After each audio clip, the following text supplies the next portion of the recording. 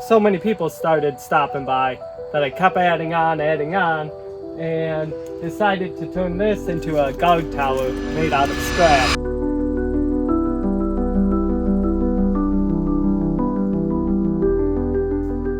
I used as much garbage as I could in the construction that you see around us. From a garbage dump to my paradise. A lot of it was recyclable materials. I just loaded up in bags and could bring it back free, which really helped out.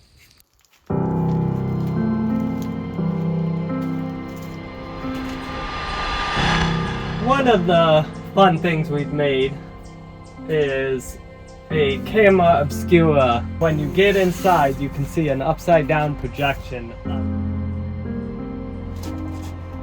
Now you can see it's a projection because the lens flips the sky.